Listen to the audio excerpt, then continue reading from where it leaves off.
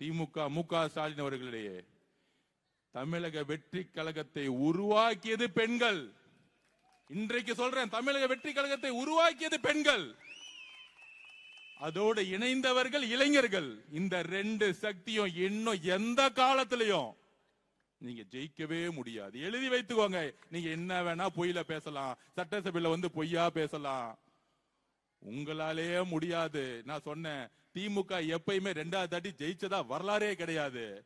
மு.க. ஸ்டாலின் அவர்கள் 200 தொகுதி ஜெயிச்சிருவேன், 200 தொகுதி ஜெயிச்சிருன்னு சொல்லும் பொழுது அன்றைக்கே மேடையில் நம்மளுடைய தலைவர் சொன்னாரு, நான் உட்பட குளத்தூர்ல உட்கார்ந்து பேசினேன், உங்க தந்தை கலைஞராலே முடியாத பொழுது நீங்க ஜெயிச்சிருவீங்களா எங்க தலைவர் எதிர்த்துன்னு கேட்ட 2வது முறை.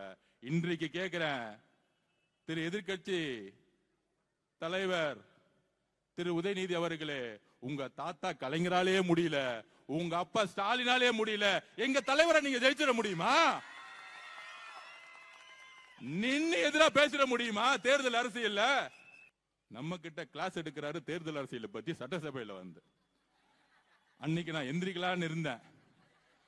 அண்ணன் வரும்போதே சொல்லிட்டாரு, இன்னைக்கு ஒன்லி நம்பிக்கை வாக்கெடுப்பு தான், நீங்க நம்ம எல்லாம் பேச வேணாம், ஆல்ரெடி மெஜாரிட்டி 150 மேல போயிட்டு இருக்கு, அவங்க பேசினா பேசட்டும், பாவம் எலெக்ஷன் டைம்ல தான் பேச முடியல, இப்ப பேசட்டும், ரொம்ப அடி வாங்கியிருக்காங்க, அடிச்சா அழுவாங்கல்ல, அழுது கலந்துட்டு சட்டசபை விட்டு ஓடி போயிடுவாங்க, சொன்ன மாதிரியே பேசிட்டு ஓடி போயிட்டாங்க. இது நம்மளை பார்த்து பயந்துட்டாங்களாம். இன்னும் திமுக காரனுங்க ஆளுங்கட்சி நினைப்பு, அது அவங்களுடைய பரம்பரை நோய். ஒரு மாசம் வரைக்கும் நாங்க ஆளுங்கட்சின்னு பேசிக்கிட்டே இருப்பாங்க.